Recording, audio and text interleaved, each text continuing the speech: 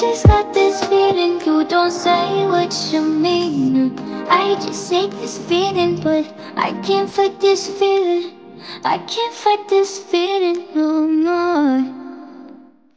Je me souviens longtemps, une jeune dame venait de la France. Elle y a passé presque toute sa vie, programme scolaire français, étudié là-bas, vécu là-bas pendant un temps. Ensuite, elle a décidé de rentrer en Afrique, dans son pays natal, pour aller y vivre, y travailler. Arrivée dans son pays natal, elle a été engagée par une entreprise de médias, je crois. Entreprise médias où il y avait section télévision, section radio et tout le bazar. Elle a commencé à travailler. Évidemment, comme vous savez, pour beaucoup d'Africains qui vivent à l'étranger, dans un pays étranger, surtout en France, hein, on rentre en Afrique avec un accent de Jean-Luc Mélenchon et tout ça. Elle a eu cette tendance de surplomber sur les autres. Elle avait ce complexe de supériorité clair et évident, en tout cas par rapport à toutes ces jeunes dames qui travaillaient dans la boîte avant elle. Son supérieur principal était en train de faire un exposé en public quand elle a commis quelques erreurs d'écriture. Cette fille, ouvertement devant tout le monde, elle a voulu corriger. Ah non, excusez, là, je crois qu'il y a erreur là-bas. C'est T, c'est pas S. La dame a regardé, elle a dit pardon. Elle a dit T, c'est pas S. Je crois qu'il y a erreur. Tout le monde regardait dans la salle où il y avait plus de 100 personnes. Quelques jours plus tard, pendant qu'elle essayait de faire des corrections de certaines histoires, une tâche qui ne lui était même pas attribuée, elle a essayé de corriger ici, corriger là-bas. Je pense que voilà, dans d'autres boîtes, c'est comme ça qu'on travaille. Il y a un système qui, voilà, qu'on peut poursuivre. Je pense pas que notre modus operandi c'est parfait. On peut travailler différemment. Les suggestions qu'elle avait étaient bonnes. Ok, c'était pas mauvais. C'était des choses qu'on pouvait carrément évaluer et probablement utiliser de manière productive. Mais malheureusement, ça lui a coûté son job. Quelques temps plus tard, son chef a dit merci, vous étiez en période de probation, je pense que on va s'arrêter là. Elle a perdu son boulot. Et ça, c'est une personne que je connais personnellement. Ne surplombez jamais le mec. Vous voulez devenir puissant dans la vie, les amis, je sais que c'est important. Vous voulez faire des impacts, vous voulez être présent, difficile à ignorer. Ne surplombez jamais le maître. Peu importe où vous allez quelque part, vous trouvez quelqu'un qui est supérieur à vous. Et vous avez les compétences claires. Vous en avez plus que la personne. N'essayez jamais de les déployer sur toutes ces valeurs. Ne le faites pas. Ce n'est pas intelligent. Généralement, les gens vous disent, ah non, elle est jalouse de moi, le supérieur est jaloux. Non, elle est peut-être jalouse de toi, mais toi, tu es bête. Si tu as compris qu'elle est jalouse de toi, pourquoi tu ne te mets pas en position de garder ton boulot? Tu es bête parce que tu as perdu un boulot. Tu es bête parce que tu as perdu une opportunité. Tu aurais pu rester calmement, travailler normalement, t'humilier, faire semblant et arriver à un niveau, peut-être, je sais pas, international et tout le bazar. Je connais une personne, par contre, qui savait comment manipuler les gens. Il était très intelligent, très doué, très malicieux surtout. Et venait à chaque fois qu'il avait des idées, des pensées, au lieu de dire non, faisons ça comme ça, il dirait chef, votre idée est bien, mais est-ce que vous pensez pas que si on y rajoutait cet élément, ça changerait les choses complètement et tout le monde percevrait? En tout cas, moi je suis d'accord avec vous en disant ça. Est-ce que vous pensez pas que si on y rajoutait ceci et cela, ça changerait les choses? Le chef dirait oui, évidemment, c'est une très bonne... Oui, chef, voilà,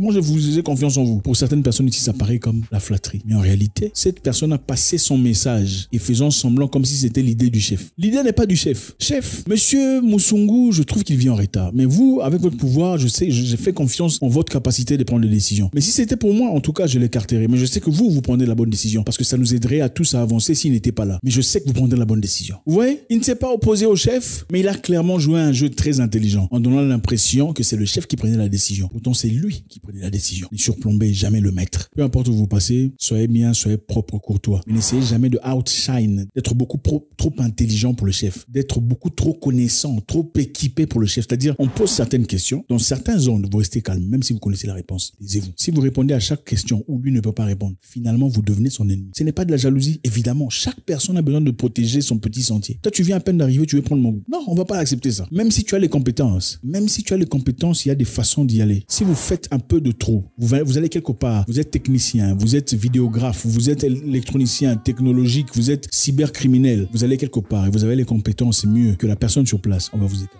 On risque de vous écarter. Moi, je suis allé une fois dans une entreprise de network engineering. On nous a demandé de faire un travail de IP, adresse, tout ça. Toutes les personnes qui étaient là faisaient du copier-coller. Leur IP, copier-coller. Moi, j'ai fait le subnet mask, j'ai breakdown, tout.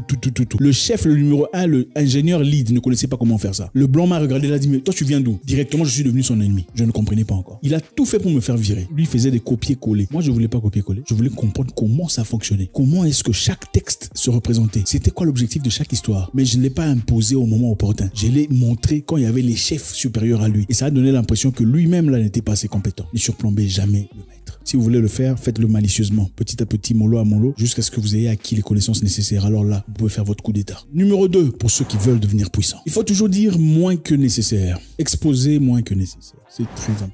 Les gens parlent trop. Quand vous parlez à quelqu'un, après 10 minutes, on ne peut pas avoir l'impression de vous connaître déjà. Vous comprenez ça? Les gens parlent trop. Vous parlez à une personne à peine 10 minutes. Il sait déjà que vous avez déjà été en prison. Il sait déjà que votre mère souffre de diabète. Il sait déjà que votre relation passée a duré 3 mois parce que la fille aimait l'argent. Il sait déjà que tout ça là est votre oncle est chef d'entreprise. Il sait déjà que tu as des entreprises de canne à sucre ou peu importe, tu as investi dans les bois. Il sait déjà que tu as un salon de coiffure. Pourquoi? Il faut avoir la capacité de garder des histoires pour soi. Je comprends tout à fait, c'est normal. Quelquefois, quand vous parlez, ça, on a toujours envie de raconter une histoire, surtout dans un sujet général. Vous voulez un peu apporter de vous-même, mais vous pouvez aussi aller dans des milieux où les gens sont en train de raconter. Vous faites ah bon, je ne sais pas, c'est ce que les gens disent, sans nécessairement parler. Vous avez une conversation pendant 30 minutes, vous n'avez rien dit. C'est ça les gens puissants. Dites toujours moins que nécessaire. Même quand vous dites une histoire très importante, quand vous en dites de trop, ça perd sa puissance. Quelqu'un d'intelligent disait, même le meilleur danseur du monde sait quand est-ce qu'il faut quitter la piste. Voilà. Pourquoi? Parce que même le danseur du monde, s'il danse de trop, on l'apprécie de moins en moins. Dites moins que nécessaire. Ne dites pas tous vos secrets, ok? Ne parlez pas nécessairement de toute votre entreprise, de tout ce qu'il y a comme argent à la fille que vous venez de rencontrer. Ne le faites pas. Ne le faites même pas avec vos amis, parce que vos amis sont des gens qui très vite deviennent vos ennemis. Parce qu'aujourd'hui, évidemment, on ne sait même pas qui est ami, qui est ennemi. Les ennemis les plus farouches se sont cachés longtemps comme les amis. Mais ce sont vos ennemis les plus... Ils sont capables de vous tuer. Prendre le couteau comme ça, le fermer. Ils sont capables d'envoyer des gens pour vous casser quelque chose.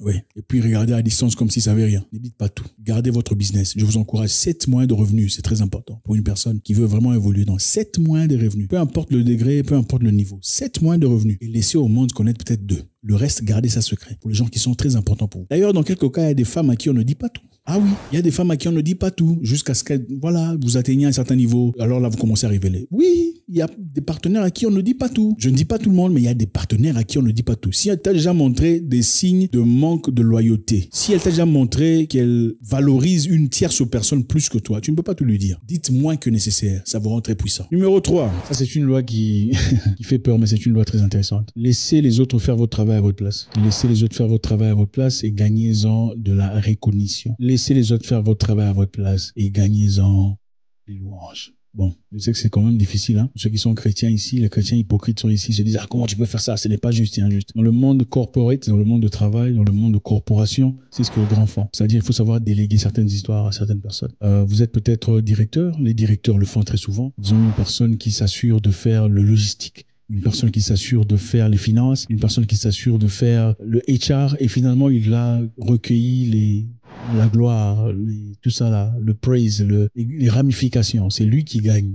Permet à ce que certaines personnes font un travail, peut-être dur, mais en final, c'est lui qui gagne. Bon, c'est quand même pas pour tout le monde, hein, mais c'est ça le monde dans lequel on vit. Dans ce monde, aussitôt qu'on dormira, on se lèvera, il y aura des gens qui font du mal à d'autres. Non, vous choisissez d'être qui? Vous voulez être celui qui subit les conséquences. Vous n'êtes pas obligé de faire du mal, mais vous pouvez faire tout ce qui est à votre position, pendant que vous y êtes temporairement pour avancer et évoluer. Pour finir, je me souviens une fois, il y a une personne qui était venue dans une entreprise où je travaille. Arrivé là, il était venu pour changer la donne, en tout cas changer le système, parce qu'on travaillait d'une certaine façon qui ne bénéficiait pas essentiellement à l'entreprise. On faisait des pertes, il y avait un peu trop de corruption par-ci par-là. Il est venu, il a voulu changer tout le département directement. Il a changé de position la personne directrice, il a renvoyé une personne qui était chargée de médias, et il a renvoyé une tierce personne, il a voulu changer tout le monde. Et la finalité, c'était quoi? Tous les employés ont refusé de travailler. C'était quelqu'un de puissant, très puissant. Tout le monde a refusé de travailler. Finalement, au lieu de guérir ce qui gangrénait l'entreprise, c'est lui qui est devenu le cancer de l'entreprise. Donc, quand vous allez quelque part en position de pouvoir, n'essayez pas d'échanger tout directement. Vous allez dans une maison et le désordre. Vous venez à peine d'arriver. N'essayez pas de crier sur tout le monde, sur tout ce qui se passe, sur tout ce qui se fait, sur tout ce que tout le monde dit. Ne faites pas ça. Oh, toi, tu reviens en retard. Oh, toi, tout ça.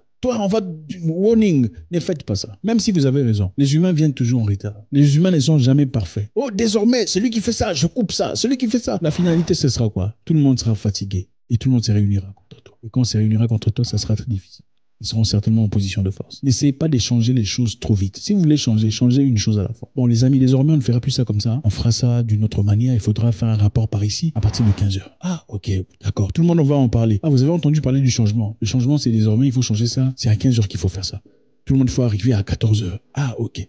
Mais si tu dis il faut arriver à 14h, il faut faire le rapport à 15h, tout le monde habillé en blanc. Désormais, demain, les filles ne viennent pas. Vous allez avoir des problèmes avec tout le monde. Vous allez dans un milieu, tout le monde est mauvais, les gens sont sales. Ne venez pas vouloir montrer à tout le monde qu'ils sont sales. Tu seras l'ennemi de tout le monde. Tu entres quelque part, manoir, peu importe, communauté des gens. Oh, la cuisine est sale, vous êtes des gens sales. Tout le monde va te haïr, même si tu as raison. Il faut commencer par montrer aux gens, sans nécessairement en parler. Tu nettoies. Tu dirais, les amis, regardez la cuisine. C'est propre, non? Ah, maintenant on va faire un effort pour essayer de garder ça comme ça. C'est comme ça qu'on fait. Pas que vous êtes sale, ça pue, tout ça. on va te haïr. Tu veux montrer quoi? C'est des choses que je connais. Vous allez dire à un pays, vous êtes des aventuriers, vous êtes des abrutis. Ils vont te détester. Même si ce sont des abrutis pour de vrai. Ça peut vraiment être des abrutis dans toute une capitale. Donc 98% peut être vraiment des abrutis dans la danse, dans la musique, dans la stupidité générale. Mais le fait de le dire, ça va déranger. Ça fait partie de la vie. Maintenant, à vous de faire le choix. Est-ce que votre combat en vaut la peine? Une personne qui le dit sans nécessairement dépendre du pays ou dépendre de la capitale, c'est bon. Une personne qui vit dans un milieu où il a besoin de ces gens et tu critiques ces personnes, c'est toi qui seras perdant. Une personne qui va travailler dans une entreprise pour changer tout ce qu'il veut changer en même temps, le même jour, la corruption, le mensonge, le retard, toute la saleté, vous voulez changer le même jour. C'est vous qui allez tomber. Parce que si tout le monde se lève contre toi, tu te lèveras contre qui? Merci infiniment les amis, c'est toujours avec beaucoup de plaisir. J'espère qu'on a appris quelque chose aujourd'hui. Numéro 1, ne surplombez jamais le maître. C'est important de garder ta place. Tu rencontres quelqu'un qui est proéminent, qui est fort, qui est puissant, qui est chef, reste à ta place. Ne viens pas dominer. Même si tu parles mieux français que lui, tu es très bien habillé que lui, tu sais articuler, garde ça pour toi. Tu as plus de connaissances que lui, ce n'est pas en ce moment-là devant le public, surtout pas le moment nécessaire pour le montrer ou le dévoiler. I don't make it rain in my bed.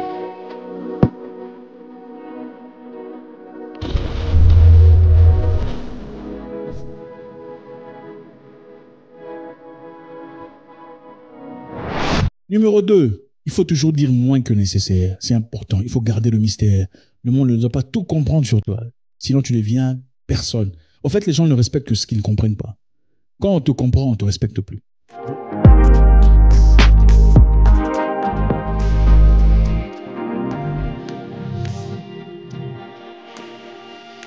Laissez les autres faire le travail à votre place. Dans un monde capitaliste, malheureusement, c'est comme ça.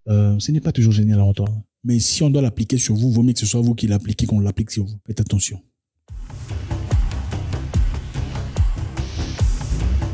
N'essayez jamais de changer tout à la fois. Prenez le temps nécessaire. Examinez, complétez, remplissez.